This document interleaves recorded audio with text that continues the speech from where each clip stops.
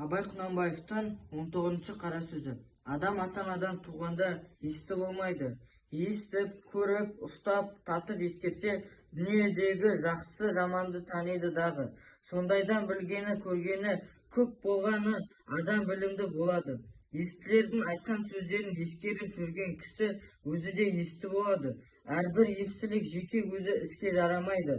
Сол естілердің естіп білгені жақсы нәрселерде ескерсе, жаман егенді сақанса, сонда іске жарайды, сонда адам десе болады.